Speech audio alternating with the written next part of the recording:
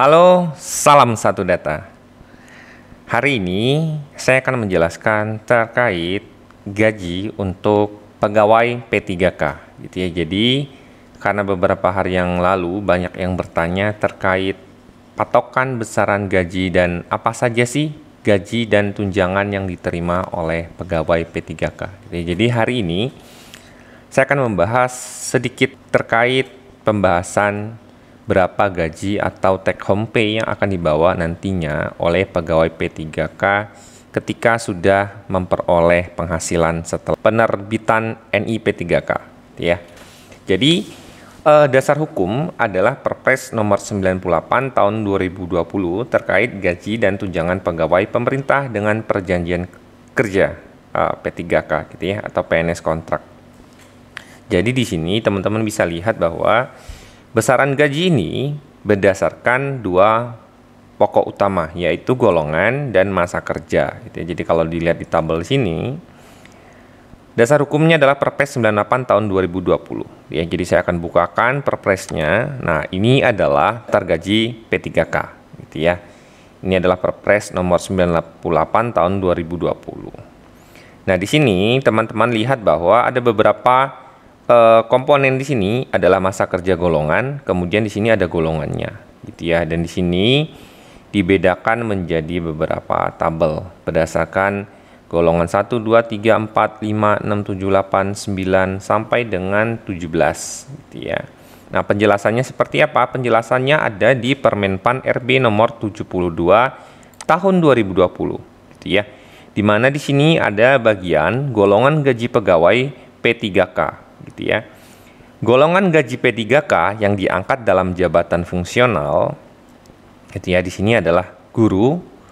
Kemudian di dalam bagian guru ini ada alih pertama dan alih muda, di mana ketika ijazahnya adalah D4 atau setara dengan R1 itu otomatis menempati golongan 9. Untuk S2 itu 10 dan S3 atau doktor itu adalah 11 gitu ya. Jadi patokan teman-teman melihat di sini kita berada di golongan yang mana itu adalah berdasarkan ini, gitu ya. Jadi kalau teman-teman itu adalah fungsionalnya adalah guru, kemudian S1, maka otomatis golongan yang dihitung adalah startnya dari golongan 9 ya, atau untuk S1.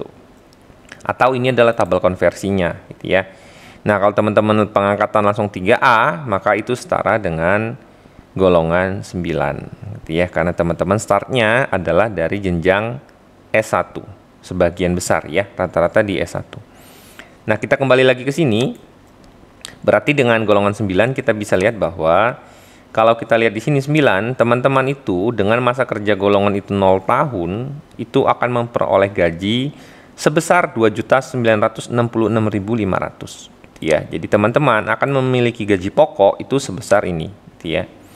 Dan ini akan seiring bertambah dengan masa kerja golongan teman-teman yang berapa tahun ke depan gitu ya. TMT-nya sudah berapa tahun? Sudah 3 tahun, 4 tahun, 5 tahun gitu ya. Jadi nanti seiring masa kerja teman-teman itu akan bertambah untuk gaji pokoknya. Dimana teman-teman tahu sendiri bahwa P3K, terutama P3K guru itu kontraknya adalah minimum 1 tahun dan maksimum adalah 5 tahun dan dapat diperpanjang lagi nanti dengan mekanisme tersendiri nantinya gitu ya. Jadi teman-teman itu akan memulai dari sini gitu ya. Jadi ini adalah dasar kita menghitung yang namanya gaji.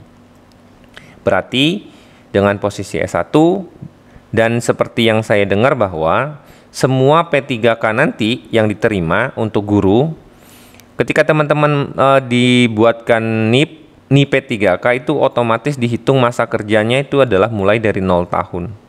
Kalau saya nggak salah informasi ya, di beberapa rakor itu disebutkan bahwa semua P3K guru nanti walaupun dia punya masa kerja tapi dimulainya dari MKG-nya 0 gitu ya. Nanti saya akan koreksi lagi apakah ini benar atau enggak. Jadi nanti teman-teman mulainya dari 0 tahun gitu ya, mulai start kerjanya dengan gaji pokok sekian. Oke, dari sini kita beralih kepada peraturan Menteri Keuangan gitu ya. Ini ada PMK terkait komponen pembayaran gaji dan tunjangan P3K. Ya, ini adalah dari Kemenq gitu ya. Di mana di sini disebutkan bahwa seorang P3K gitu ya, seorang ASN ya, ASN-nya itu ada PNS dan P3K. Tapi seorang P3K mendapatkan tunjangan meliputi gaji pokok, ini berdasarkan tabel yang tadi gitu ya, ini berarti. Kemudian mendapatkan tunjangan istri atau suami. Nah, ini adalah ketika seorang PNS sudah menikah gitu ya, memiliki istri atau suami. Ketika seorang P3K memiliki istri atau suami maksudnya. Kemudian ada tunjangan anak, ini juga untuk yang sudah memiliki anak. Tunjangan pangan berupa beras, tunjangan umum lainnya, tunjangan jabatan struktural atau fungsional yang melekat pada tupoksi masing-masing, ya, jabatan yang dipangku.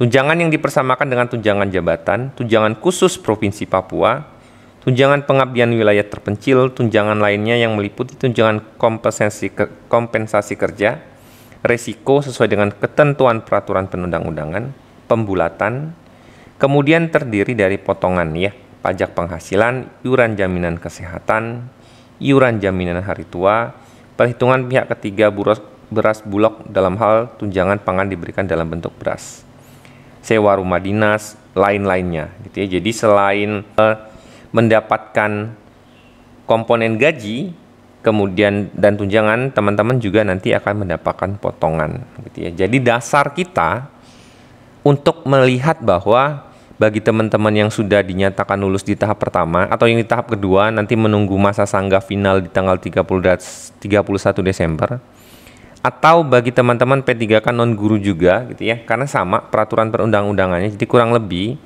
take home pay yang akan teman-teman bawa itu kurang lebih berdasarkan peraturannya adalah ini. Dan dasar kita itu adalah ini ya. Ada Perpres nomor 98 berisi daftar tabel gaji, Permenpan RB nomor 72 berisi golongan gaji yang diangkat dalam jabatan fungsional. Ini ada banyak gitu ya. Jadi teman-teman silakan menyesuaikan, dilihat sendiri saya berada di golongan yang mana gitu ya, atau lihat di tabel konversinya ini gitu ya. Nah, kemudian berdasarkan PMK dari Kemenq ini gitu ya. Jadi kita akan melakukan perhitungan untuk melihat berapa gaji gitu ya, atau simulasi gaji untuk kita lihat kita take home pay-nya berapa gitu ya, gaji bersih kita berapa. Oke, saya akan mulai. Nah, di sini saya sudah membuat sebuah simulasi.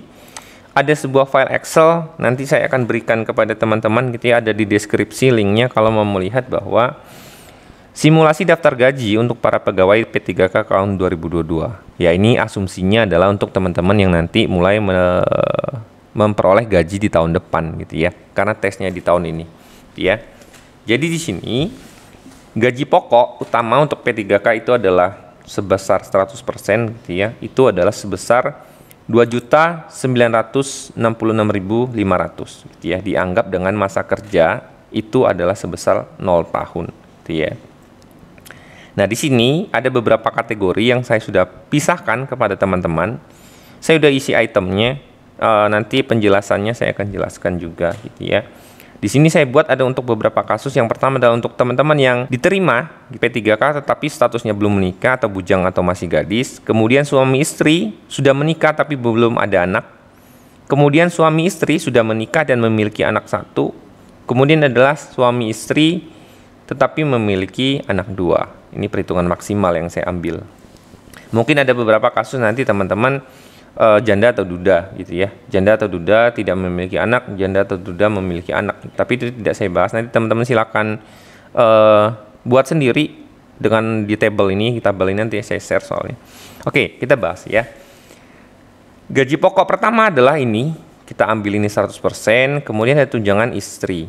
Tunjangan istri itu, suami atau istri itu diberikan sebesar 10% dari gaji pokok. Maksudnya adalah 10% dari total gaji ini, gitu ya. Nah, di sini karena belum menikah, makanya statusnya tidak ada gaji tunjangan istri atau suami. Kalau sudah, ini memiliki 10% dari gaji pokok, gitu ya. Jadi kalau sudah menikah, nanti 10% dari gaji pokok. Nah, ketentuannya seperti apa? Ketentuannya ada di sini. Nah, ini ya. Di pasal 13, nah, ketentuannya seperti ini. Di pasal 13, tunjangan istri suami diberikan sebesar 10% dari gaji pokok. Tunjangan istri suami diberikan untuk satu istri suami P3K yang sah, ya, dengan pernikahan yang sah. Tunjangan istri suami diberikan terhitung mulai bulan berikutnya sejak P3K melaporkan perkawinan yang dibuktikan dengan surat keterangan untuk mendapatkan tunjangan keluarga dan surat nikah atau akta perkawinan. Ya, di posisinya misalnya ketika teman-teman belum menikah, tahu-tahu kemudian setelah keterima menikah, maksudnya ini ya. Ini ada poin yang penting adalah yang kelima sebenarnya.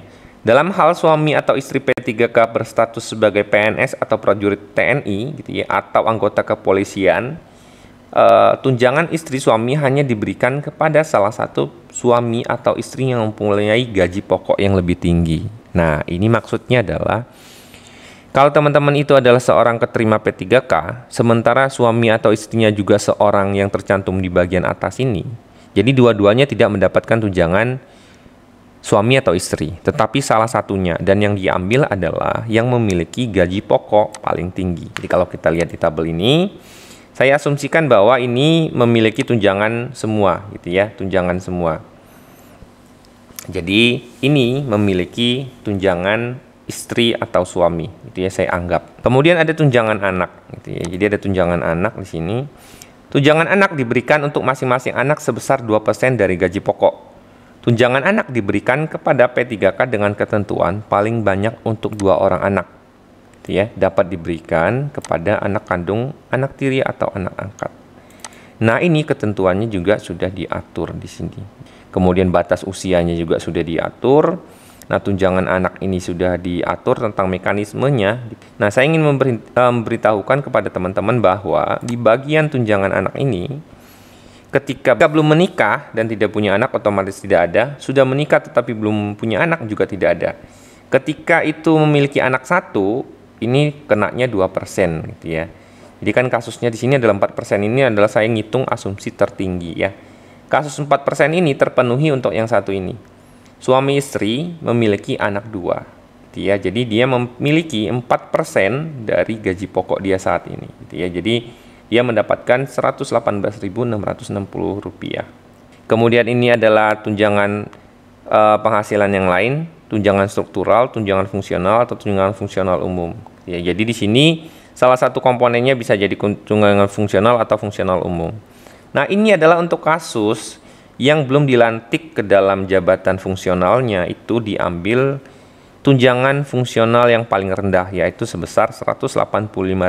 Jadi awal tunjangannya itu sudah default adalah sebesar 185.000, mendapat tunjangan fungsional umum sebesar itu. Jadi ini semua akan mendapatkan tunjangan yang sama, yang paling rendah gitu ya, sebesar itu. Kemudian tunjangan beras. Nah, tunjangan beras ini diatur adalah tunjangan beras per jiwa itu adalah 10 kg beras atau 1 kilo sebesar Rp7.240 gitu ya per kilonya. Jadi itulah kenapa di sini kok dapatnya 72.420, karena belum menikah dihitung 1 dikali 10 kilo ketemunya ini gitu ya. Kemudian ini sudah suami istri, sudah menikah, berarti punya 2 orang, jadi 2 orang ya. Ini jadinya 3 orang, suami istri dan anak 1, kemudian ini adalah 4 orang gitu ya. Jadi untuk tunjangan beras juga yang dihitung itu maksimal adalah 2 orang anak. Sama seperti tunjangan anak, tunjangan beras juga dihitungnya adalah maksimal adalah 2. Jadi untuk yang belum menikah, gajinya kecil banget ya. Buruan nikah lah ya, makanya yang lain. Oke, kemudian di bagian ini adalah hasil dari gaji kotor, gitu ya. Total gaji kotor atau pendapatan kotornya adalah, berarti teman-teman akan memiliki gaji pokok ditambah tunjangan istri, tunjangan anak, kemudian tunjangan fungsional umum. Ini untuk kasus yang belum menikah. Nah, ketemunya kurang lebih 3.223.920. Tapi bagi teman-teman yang sudah memiliki istri atau suami dan memiliki 2 anak, itu sebesar 3.856.490. Nah, kembali lagi ke sini, selain mendapatkan, kemudian teman-teman juga mendapat yang namanya potongan gitu ya. Di sini kan tadi sudah saya bahas gitu ya, selain mendapatkan di pasal 13 ya. Nah, ini ada potongan. Nah, potongannya apa saja? Cek di sini. Nah, di sini ada IWP ya, iuran wajib 1% dari total gaji gitu ya, gaji yang didapatkan ini ya. Gajinya di sini itu adalah gaji ini ditambah gaji ini ya. Jadi ketemunya ini 1%-nya ya. Jadi kalau untuk ini gaji yang dihitung itu adalah ini ditambah ini. Jadi ketemunya ini. Berikutnya juga yang ini. Kenapa IWP-nya jadi besar? Karena kalkulasinya ini tambah ini tambah ini tambah ini, gitu ya. Ketemunya sebesar ini. Kemudian ada iuran wajib lagi, IWP yang 3,25%. Nah, IWP 3,25% itu adalah iuran wajib pegawai. Saya lihat di situ ya. Jadi IWP 3,25% itu sama seperti yang ini, 3,25% ini. 3,25% ini diambil dari 3,25% dikali dari gaji setelah ditambah tunjangan ini ya, kecuali tunjangan beras yang tidak dihitung. Jadi ketemulah sebesar 100.000 lebih. Kemudian ada tambahan lagi untuk BPJS kesehatan. Kesehatan ya, 4%. BPJS kesehatan 4% pemberi kerja. Di sini di BPJS kesehatan itu adalah sebesar 4% ya, di sini ya. Sebesar 4%. Jadi 4%-nya adalah 126.060 gitu ya. Ini ada rumusnya gitu ya. Ini ada rumusnya. Kemudian ini ada tunjangan-tunjangan yang lain juga. Ini termasuk tunjangan sebenarnya. Saya tidak masukkan ke potongan sebenarnya. Ini harusnya di atas ya. Tapi ini karena nggak ada isinya, jadi nggak apa-apa lah ya. Ini harusnya ada di poin tunjangan sebenarnya. Nah sebenarnya juga kayak ini sebenarnya bukan potongan ya, karena akan kembali ke kita juga nantinya ya. Akan kembali ke kita karena untuk kesehatan kita juga BPJS ya. Yang lain-lain juga. Nah kemudian ada tunjangan JKK. Ya, jaminan kerja kecelakaan, kemudian ada tunjangan jaminan kematian, ya. Kemudian ada tunjangan tapera. Nah, tapera ini ada yang 0,5%, ada yang 0% ya. Itu tergantung nanti masing-masing instansi ya. Jadi tunjangan jaminan kecelakaan kerja ini adalah sebesar 0,24%. Tunjangan jaminan kematian itu 0,72%. Jadi ketemulah ini angka-angkanya gitu ya. Diambilnya dari gaji pokok, jadi ketemunya gitu dari gaji pokok. Nah setelah ditotal nanti teman-teman itu akan mendapatkan potongan sebesar 288.000 lebih ya untuk yang statusnya belum menikah. Tapi untuk teman-teman yang sudah menikah itu nanti potongannya sebesar 322.740 yang sudah menikah dan punya anak 2 gitu ya. Jadi di sini keterangan terkait potongannya adalah sebesar ini. Jadi nanti kurang lebih take home pay teman-teman itu atau gaji bersihnya adalah komponen dari gaji kotor ini dipotong dengan potongan, total potongannya. Misalnya untuk yang ini ya. Untuk teman-teman yang belum menikah itu berarti take home pay-nya atau gaji bersih setelah dipotong dengan potongan itu adalah kurang lebih 2.935.443. Bisa lebih dikit, kurang dikit gitu ya, kurang lebih. Nah, yang paling banyak adalah yang sudah menikah dan punya anak 2. Take home pay-nya kurang lebih di 3.533.750. Nah, ini adalah komponen utama di gaji pokok ya, yang sudah mencakup ya. Mungkin tidak akan berbeda jauh gitu ya, dan saya nggak bilang ini 100% harus sesuai seperti ini, tapi kurang lebih gambaran kepada teman-teman mulai sekarang untuk menghitung take home pay-nya seperti apa sih gitu ya. Saya baru dinyatakan diterima nih. Saya adalah golongan 9 S1, kemudian saya belum menikah. Ya kurang lebih take home pay teman-teman itu adalah di angka ini berarti gitu ya. Oke, di luar yang namanya tambahan penghasilan pegawai. Nah, ya ini ada TPP nih, gitu ya. Bagi guru yang belum cerdik biasanya dapat TPP. Nah, TPP ini tergantung juga sih gitu ya. Maksud saya tergantung tiap wilayah.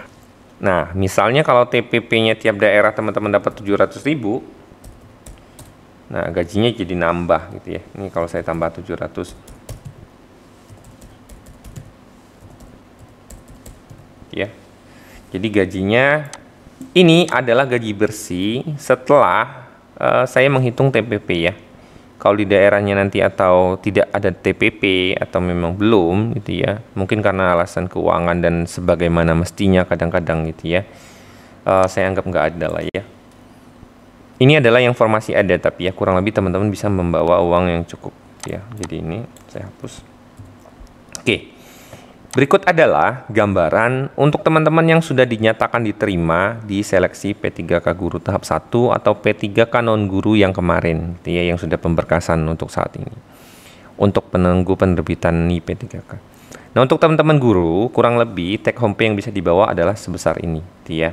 Dan ini mungkin berlakunya di 2022 nanti setelah teman-teman mendapat pengumuman dari Kemendikbud terkait pemberkasan untuk penerbitan NII P3K. Ya, jadi ini suatu harapan yang luar biasa untuk Bapak Ibu guru yang mungkin selama ini honor dengan gaji yang di bawah 1 juta gitu ya. Akhirnya kita memperoleh gaji yang sebenarnya cukup lumayan gitu ya. Kalau dilihat bahwa take home pay kita itu setidaknya cukup membuat untuk hidup layak kita gitu ya. Tidak terlalu besar tapi mungkin cukup dibandingkan kita ketika masih honor kemarin. Jadi ini adalah gambaran, teman-teman silahkan dilihat, nanti Excel-nya saya bagikan. Kurang lebih teman-teman itu akan memperoleh gaji seperti ini.